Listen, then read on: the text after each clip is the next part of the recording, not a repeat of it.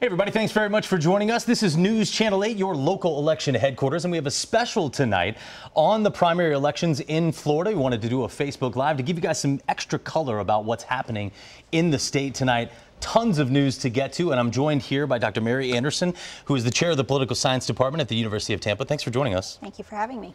A lot to get to, obviously, and the results are still coming in, but many big races have been called. One that hasn't yet been called, however, but is an incredible surprise, is the governor's race on the Democratic side. Very quickly on the Republican side, almost right after 8 o'clock when polls closed, we saw Ron DeSantis take that nomination. That was not unexpected, but this is Andrew Gillum is in the lead right now, and I believe it's by a couple of points here. We are looking at about a 2% lead for Andrew Gillum over Gwen Graham, who was definitely the favorite coming into today. She is the daughter of former governor and U.S. Senator from Florida, Bob Graham, who was quite popular during his time and after he left office. As you can see right there, with 88% of precincts reporting, I believe it says, 86, excuse me, precincts reporting, 34% to 32%. That is a solid 26,000 votes that Andrew Gillum is up. It'll be interesting to see what happens here for the remainder of those 14% of precincts that are left to report, Mary. Those are going to be mostly, we think, from the Panhandle, since they're an hour behind us. The polls closed an hour after they did here in the rest of the state. That is where Andrew is the mayor, but it's also where Gwen was the U.S. representative. So what do you think is going to happen with the rest of those votes? Because this is incredibly tight. It just depends on who's turning out to vote. So where the enthusiasm is for which candidate, I really don't have any. I'm not going to make a prediction on which one is North Florida's favorite. Yeah, no, absolutely. It could go. And, you know, it's interesting you say North Florida, because Gwen put that in a lot of her ads, the North Florida way. This is how we do things here. And she was derided a bit by some of the other candidates on the Democratic side for being a bit too conservative of a Democrat. Certainly she was painted that way by Gillum, and that maybe has worked in his favor. It would be interesting to see what happens there. Again, we are still awaiting the remainder of those results. So, you know, gonna have to wait and see. Let's talk about the Florida Attorney General's race. This one was a little bit nasty over the past couple of weeks and months. Let's start with the Republican side, I guess. We'll go with Ashley Moody. Oh, sorry, this is the governor's race on the Republican side. That's Ron DeSantis and Adam Putnam. Again, no surprise there, Mary, but let's get your thoughts on that while we do have this graphic up. AP Politics called this at 8:01, right after the polls closed. We knew, I think, most of us, that Ron was going to win. Are you surprised at how big a margin he won by? Yeah, I think this goes to the enthusiasm that Trump supporters have for those that Trump endorses. I mean, Adam Putnam was constantly out there. He's been grooming for this his whole life, and an endorsement by the president and some spots on Fox News, and that was enough to move him all the way up. Yeah, in fact, Putnam was leading the polls up until sort of that Trump tweet on June 22nd is really what kind of flipped that race on its head. And again, you know, it made the big difference here, because Putnam, by all accounts, had a better ground game and was sort of doing what he's the Florida first guy. Everybody sort of knows him. His whole career has really been groomed to this moment. Yeah, when you talk about name recognition, that's an incumbency advantage. These are some of, you know, the cornerstones of political science research. And what we know is that if you have name recognition, you're more likely to be elected. Putnam clearly had more name recognition going into this than DeSantis did. And he, not the incumbent in this race, but he's well known. He's been in Florida politics since he was 22. So we want to welcome you back in. This is the Facebook Live here, WFLA News Channel 8, your local election headquarters. We're sort of giving you a behind-the-scenes look with our political science expert tonight, and we're kind of breaking down some of these races to give you a little bit more color than we're able to give you on a newscast. So we want to talk again about that Florida Attorney General's race. I believe we just showed the graphic for the Republican side. Here it is right here. Ashley Moody, Hillsborough County judge, was the subject of some attack ads from Frank White, several different attack ads, actually. One that was a little bit misleading, and we did a story on that here on 8 on Your Side just a little while, last week. But you can see there, Ashley Moody, 57% to 43%, a solid win there for her. I'm not sure that that's completely unexpected. Frank White is a state representative from Pensacola. Excuse me. We do have some breaking news right here, just in my ear from our producer. The AP has called Andrew Gillum the winner of the Democratic primary for the Florida governor's race. This, quite a surprise. Early. Yes, yeah. I think so. You know, Gwen, again, had the name recognition. As Andrew had said over the course of the weekend, he was the only millionaire not in the race. That's right. So, or the other way around. He's the only one in the race that's not sort of a millionaire. Right, yeah. Yep. So, yeah, this is fascinating. Quite surprising. Yes. You see that gold check right there next to Andrew Gillum's name. A lot of excitement on that side of the party. And we're going to talk about this a little bit later on in this Facebook Live broadcast about open and closed primaries and how that really affects things. But obviously, Andrew Gillum was the more progressive candidate in that race, certainly more progressive than Gwen Graham. And he excited people. I think in this day and age, we do have hyperpartisanship right now, and people who are voting in a closed primary in the state of Florida are only able to vote for their party's candidates. And so if you think about who's going to turn up and show out on election day, on primary election day, it's going to be people who are quite partisan. Yes, absolutely. It's going to be your most ardent supporters, your most enthusiastic voters are the ones that are going to take the time to show up. And, you know, talking about I don't want to get too far ahead of us, but those who are independents are locked out of this process. So that's not even counting some of those maybe disaffected Trump voters that might show up for him later on. We don't know which way they're going to go. That's right. Again, welcoming you in here to our WFLA News Channel 8 Facebook Live with some extra color on the races this evening that you're seeing, especially statewide. And breaking news just now, we learned that the AP is calling the Democratic primary for Andrew Gillum. A big surprise right there. And Mary, earlier today we were talking about this race, and you had said, look, there may be a little bit of strategizing, to borrow a word from George Bush, about the November election, and that Democrats may go for someone like Gwen Graham because she has cross-party appeal in a state that's quite purple, and that perhaps they were going to choose her thinking there might be a better chance for her to win in a general election in November. Clearly, they didn't do that. They did not. I mean, look, Democrats, they want to win in November. They want to, I mean, it's been 20 years of a Republican governor, 20 years of Republican legislature. They want to win this race, and some of them may have been thinking, well, who's the candidate that's going to have the broadest appeal? Gwen is a moderate. She's very vanilla, but Andrew Gillum was able to excite the Democratic base, the most loyal partyists, to come out. I think getting the Bernie Sanders endorsement.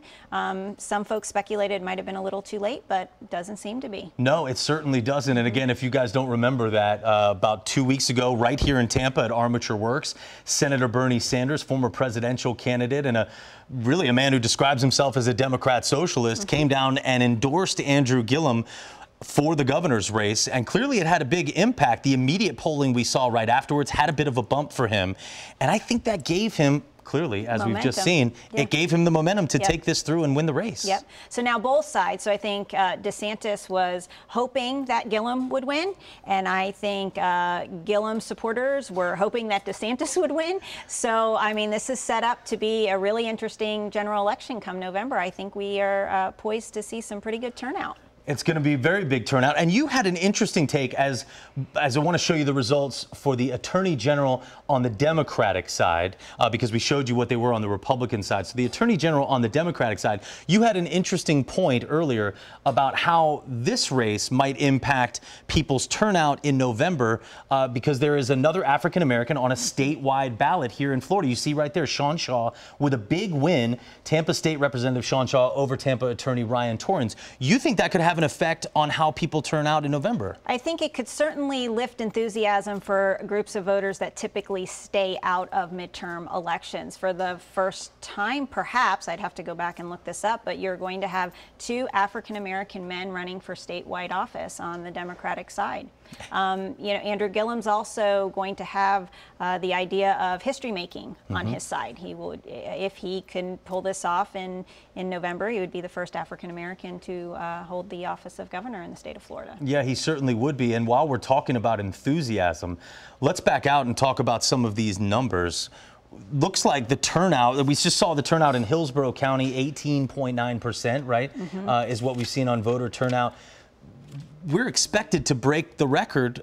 We've already seen that the turnout is higher than it was in 2016, which is a presidential election year. And obviously, folks, if you follow politics, you know that more people turn out in presidential election years than they do in the midterms. So this is sort of unprecedented excitement that we're seeing for these election periods. Yeah, this is exciting stuff to see people turning out at levels that we typically see in presidential election years. Off-year elections, midterm elections, voter turnout seems to be depressed, but not this go round. So, you know, it's curious to know what's driving that. I think those are interesting questions. Is it a Trump effect? Is it enthusiasm for the particular candidates that are in office? You know, it's hard to know what it's going to come down to. It certainly is. Again, want to welcome you into our Facebook Live here with some behind-the-scenes color. Again, this isn't a newscast here, sort of a bit more laid-back and casual conversation. If you have some questions that you would like us to ask Dr. Mary Anderson of the University of Tampa, Chair of the Political Science Department,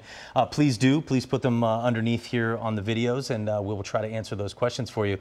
One of the things that we talked about earlier, and I want to play a soundbite here coming up from Tampa Mayor Bob Buckhorn. But we talked about how open and closed primaries, this is a big debate among people who are interested in politics. A closed primary means, obviously, like we have here in Florida, you can only vote for candidates who are in your party. And that leaves out all the independents, all the people who are registered as no party affiliate. And today, I know for a fact, from talking to a lot of friends and colleagues, they just weren't really that interested in coming out to vote today because there were only a few races on their ballot. Now, again, those races are very important. All politics are local. Right. County judges, school board races, those are incredibly important, but they're not hugely important to get people out to vote. Right. I don't think they excite people, right? Motivate them to get out the door. Yeah. And so there is this argument about whether to have an open primary or a closed primary and what kind of effect that has on the partisanship that we see in politics right now. And I want to play this soundbite. This is a couple of days ago from Bob Buckhorn talking about open primaries versus closed. If you think about it, most Americans, most Floridians are in the center. They're a little center left, a little center right. They're not at the extremes. The partisanship and the primary process lends itself to the loudest voices and the most extreme voices. That's not where most Floridians are, and they're certainly not where most Americans are. So an open primary that's not closed to only those hardcore partisans that vote in a primary absolutely is better for the country, better for the state. And these shenanigans that folks do where they recruit some person off the street, stick them in the primary to close the primary so only primary voters can vote, I think is wrong. It doesn't give us the best candidates, and it doesn't give us a healthy competition of ideas and a debate about a path forward. That's where you find that common ground. The shenanigans that he's talking about there is when you have a race where there are more than one candidate on one side, Democrat or Republican, and there are no other candidates, whether independent or write-in candidates, and no candidates for the other party, then everyone, no matter who you're registered with, can vote in that primary. But aside from that, he mentioned that he thinks an open primary is better for the country, better for the state. Do you agree? I don't know that I agree which one would be better, because there's pros and cons to both systems. So I'll play devil's advocate for just a minute. So I think what the mayor is saying is correct, that the loudest voices, the most extreme voters, the most enthusiastic voters for each party tend to turn out in primary elections, and they are not representative of the party as a whole, period, regardless, I mean, not even counting the electorate, right? Because they tend to be on the further side of that party. Exactly. They tend to be either very left or very right. Okay. But the flip side of that is these party loyalists would say, well, it's my party. I'm the one who's most enthusiastic. I'm the one who cares to be informed. I'm the one who's following this the most closely. Why should someone who's not really interested in paying attention get to pick who the nominee for my party should be? So, and you know, there are, like, that's a valid Certainly. argument. It's certainly a that they valid make, argument. yeah. I think the counter argument would be from people who believe in an open primary Right. that, look, no matter who wins that election, we are all going to have to be governed by that person. Yeah. So shouldn't we all have some sort of input in there? I'd be interested in you folks watching on Facebook right now to comment below in the comment section what you think. Do you like the closed primary system? Do you believe in open primaries? What do you think Florida should do? Particularly independents, those of you that are independents. Let us know what you're thinking, how you're feeling. Yeah, we would love to know. In fact, Mary said something earlier when we were chatting that more studies need to be done on independents. Yep. And what did you mean by that? We need more information on independents and what makes them tick and what they're thinking. I study political psychology. I really don't care where anybody falls on the political spectrum. I'm interested in what's going on up here and in the social environment around them that leads them to have the vote choices they do or the political opinions that they do. And I think we need more work on independence to really understand what's going on there. And we discussed this part earlier as well, that when you talk about independence, it doesn't necessarily mean that those people aren't politically engaged. In fact, if they've taken the time to go and register as no party affiliated voters, they are engaged. They just don't find themselves in one party or the other. Do you think that partisanship, that people are getting sick of it? Are we there yet?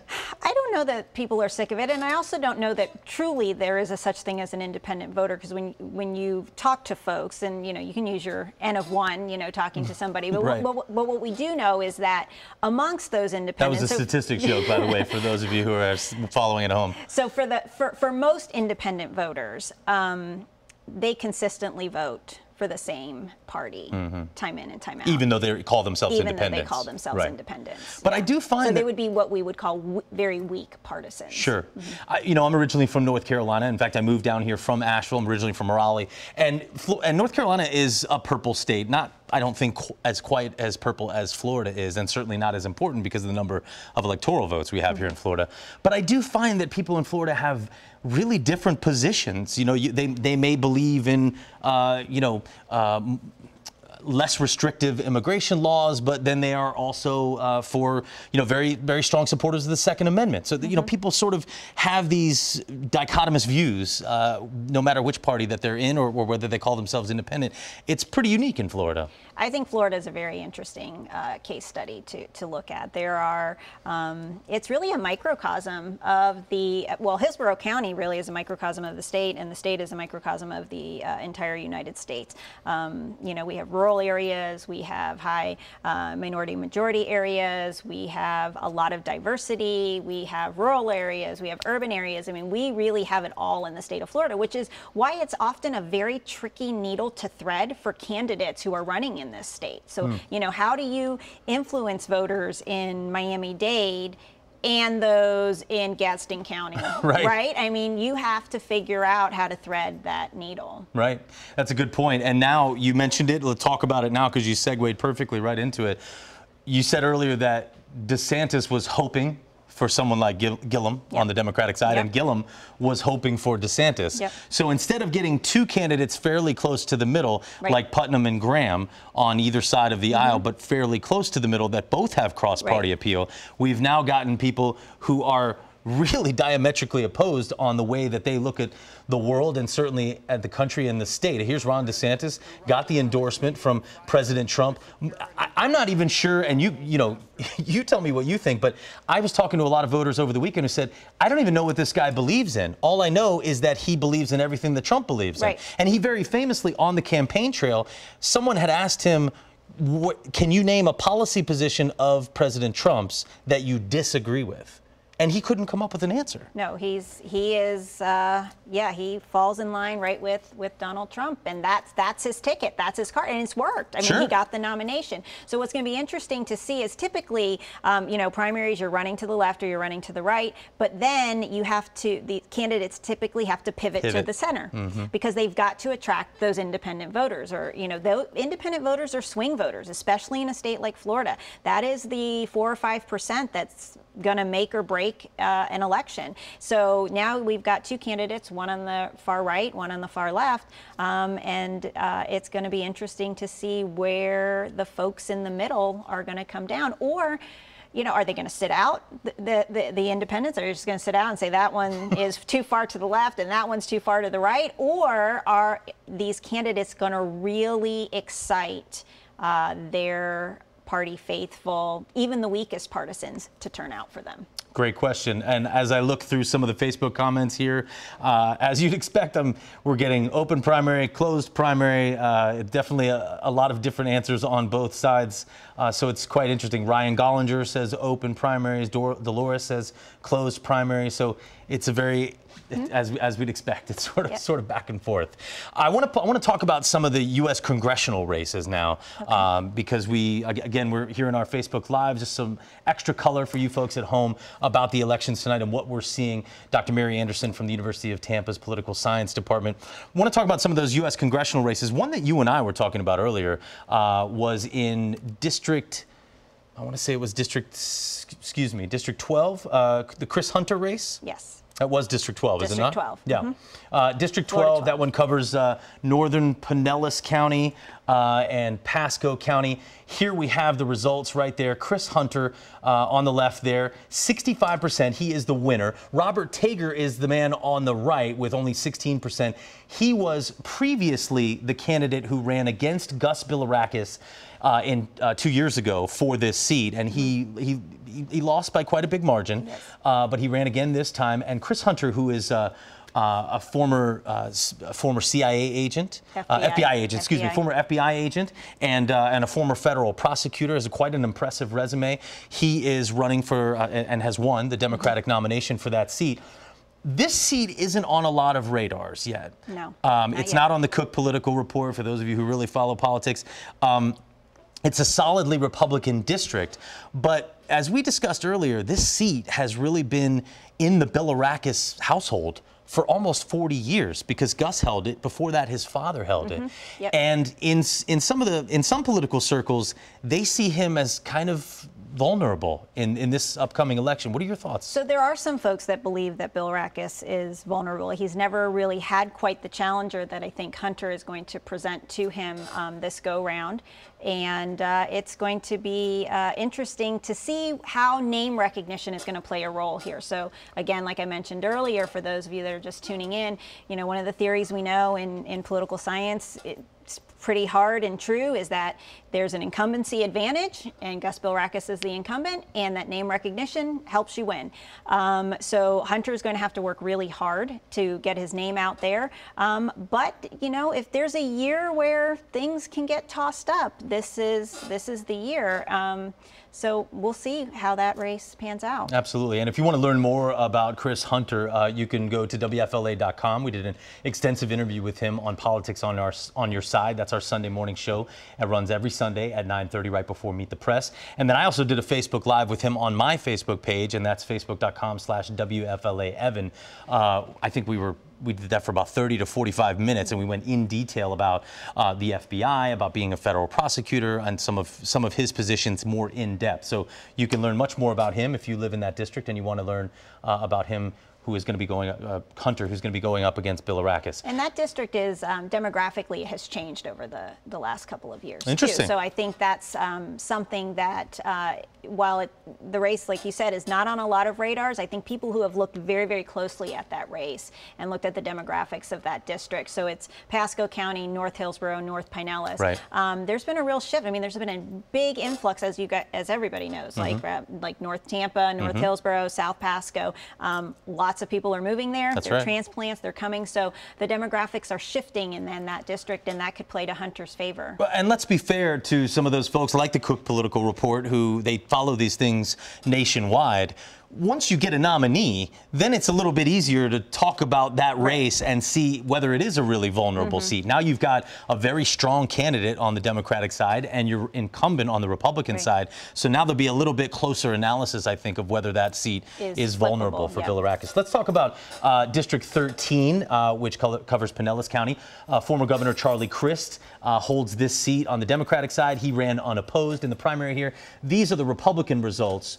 George Buck and Brad Sostak. I don't know that we have a call yet from the AP, but as you can see, 100% of precincts reporting. I apologize, folks. Just getting a word in my ear that Andrew Gillum is speaking, and we're going to go to him in just a minute. There he is right there. Let's listen to what he has to say. And it never will be. This race is about every last single one of us, right? Those of us in this room, those of us outside of this room, those of us who voted for me, those who did not vote at all, those who couldn't vote for me because they may be Republicans. But you want to know something? I want to be their governor too, right? I want to be their governor too.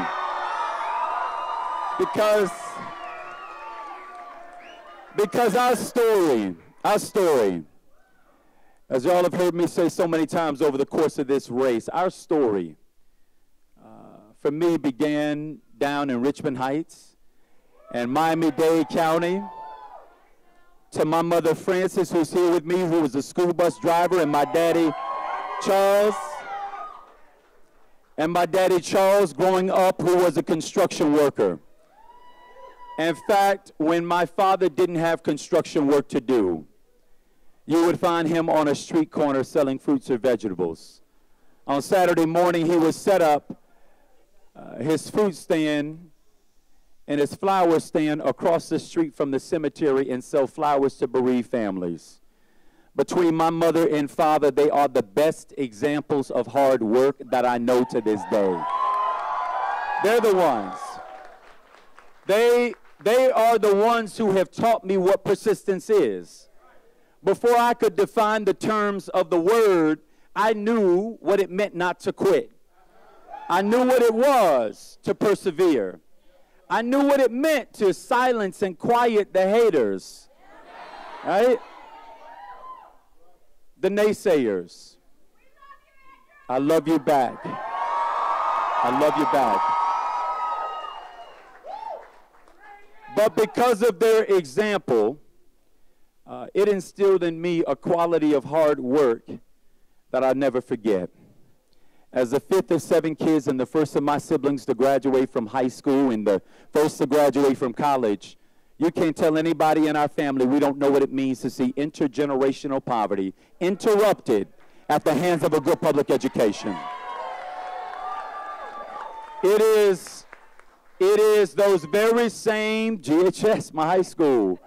It's those very same public school teachers who poured into me, who told me I could when I thought I couldn't, who told me that I could go further even when I thought I had reached my limits.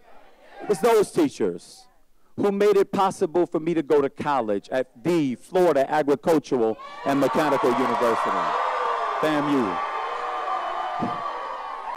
I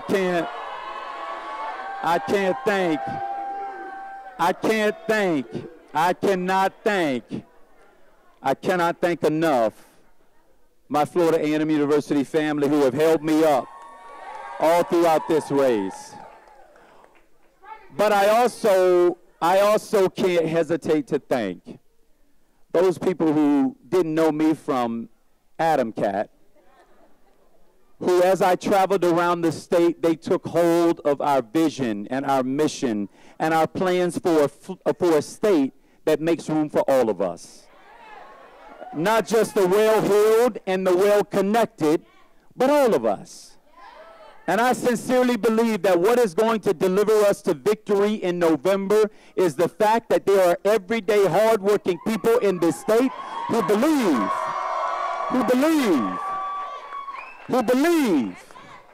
that they deserve a voice in our government too, and we're going to give it to them. We're going to give it to them. The point has never been lost on me that my name on the ballot is simply a vessel. It's simply the name. But what is underneath that name are all the issues that we care so deeply about. What's beneath my name is the belief that we ought to pay teachers what they are worth for doing the most difficult job that exists on earth.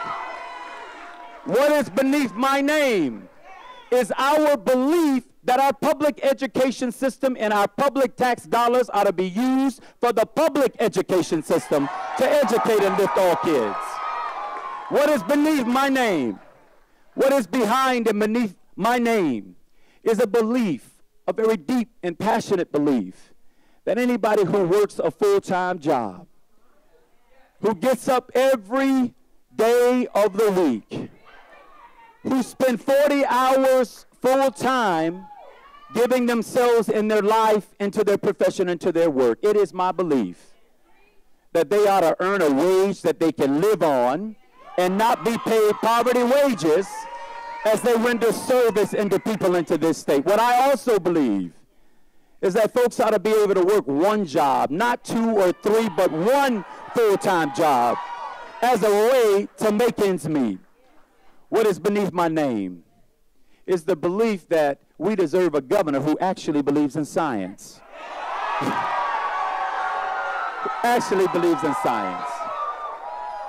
Who is going to arrest back control of our Department of Environmental Protection and make it mean something again, where we have clean air to breathe, clean water to drink. You've just been listening right there to Florida Democratic primary winner Andrew Gillum, the surprise of the night nationwide. Now the front story on CNN.com, taking the Democratic nomination right out of the hands of Gwen Graham, former U.S. representative and daughter of former Florida Governor Bob Graham, in quite the shocker. We've been discussing this all night long. Again, welcome in to our Facebook viewers. We're talking about the details behind some of these races, and that one certainly a big one. You heard him right there, Gillum, already starting to reach across the aisle to try and pull in some of those Republican voters saying, look, I want to be their governor too.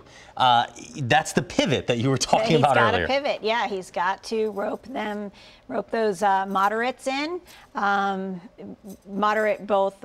He'll do fine, I think, with the Democratic Party. They're going to rally to him. It's just how many voters can he get out. But if he wants to take some of the more moderate Republicans, the Never Trumpers, for example, then he's going to have to make that pivot. And he's going to have to reach out the hand, and he's going to have to say, you know, I'm willing to work with you. And he's already starting. That's right. And, you know, there we see the results again. Andrew Gillum, 34% of the vote. Again, there were 5 candidates. All they needed was 20% plus 1 to win. And you saw it very tight right there. The polling, even late last week, running into this weekend, this last weekend of early voting, had Graham solidly in first, Levine in second, and Gillum in third, but with a lot of wind behind his back. And as we see, quite a bit of wind taking him over the finish line. I want to talk about some of the comments that we got from some of you Facebook viewers. Jay Sui said, I vote person, not party. Dave Wright says, independents put country before party. And Rusty J. Horn, the vast amount of independents vote for whom we feel is best fit for that position. It is interesting that this state is very purple. We do have a lot of independent voters, and really, who appeals to them best is probably the person that's going to win this gubernatorial race. Right. So we're purple once we aggregate everything together, right? But when we look at it county by county, there's a lot of red, and there's just a few blue spots, and they tend to be your big population areas, right? Which is really how the country goes as well. It is, exactly. So that's why, yeah, we're a microcosm of this larger one. So, you know, for DeSantis, it's going to be getting into those rural areas and getting those Republicans to turn out to the polls in big numbers. They need to overperform like they did to put Donald Trump into office. And Andrew Gillum is going to have to do what Hillary Clinton was not able to do in 2016, and he is going to have to get the base to overperform, do better than they did last time. He's going to have to move them in those big metropolitan areas. They're going to have to move out. Yeah, and we talked about get to the polls. And the ground game too. We talked about how DeSantis was really riding that Trump endorsement when compared to Putnam. Didn't have as strong of a ground game as Putnam, but that didn't really matter because he had Trump's endorsement, and that was a 20-point win it ended up for him. that is not going to be the same when we No. talk about a general election. Right. That's going to be a much harder nut to crack for him. So he is going to. So look, now we've got two folks who don't have tons of name recognition. Right. Neither of them have run for statewide office before, and he is going to. Andrew Gillum clearly has a ground game. I mean, he swept this out from Gwen Graham. DeSantis doesn't. He's got the Trump endorsement, and that was huge for him now. But now he's got to put the boots to the ground, and he's going to have to start working it. And so he has a lot. I would surmise he's got a lot of catching up to do in the ground game front. And Adam Putnam can be really helpful to him if he wants to be. So he'll have to see if he can lean on him for that ground game. That's right. Help. Yeah. Well, and that would be crucial. Is he going to get the support from Putnam, telling his voters to go ahead and vote for DeSantis? Does he take Putnam on as the lieutenant governor? I don't know. It's an interesting. I have no idea. I have no idea. We haven't even talked about that part. No. Who do you think Gillum chooses? I have no idea. Does he pick up Graham? Does he do something different? Does he take a woman? Does he not? I'll be honest with you. I think Graham would be a good choice, because then he's getting someone who's a little closer to the middle. She's a female. This is supposed to be the year of the woman, and that could be good for him in the general election. DeSantis, I would think the same thing. If he picks Putnam, again, that was a difficult primary, but that's someone closer to the middle that might help pull some of those people who aren't really. Well, I don't know how close to the middle Putnam is. Well, no, I mean more than DeSantis. More than DeSantis, yes. But he does have name recognition statewide. Yeah. And he has a ground game in place. I want to talk about some of the other congressional races that we were following. I want to bring up District 17. This was a very interesting race. We can bring up either side, Republican or Democrat, as soon as we see some of the results here. But this was one we talked to both, 2 out of the 3 of the Republican candidates. Dr. Julio Gonzalez, who is a former state representative who resigned to run for District 17, the congressional race on the Republican side, and former state Senator Greg Steube. We talked to both of them on Sunday morning's Politics on Your Side show. This is the Democratic side for District 17. Let's take a look at that. April Freeman with a big win there over Bill Pollard. With, it looks like 88% of precincts reporting, but she does have a pretty solid lead right there. That is what we were talking about earlier, the year of the woman. We're seeing more candidates running, more female candidates running than we usually see, and that could be very impactful in how we look at the Republican side now. Greg Steube with a big win. Look at that. 88% of precincts reporting again. This is District 17 is down south. That's in southern Sarasota, I believe. Polk is 17? No, I believe that 17 is a little further south. That's that one is Sarasota area, Manatee area. And so those are very interesting results that we see right there.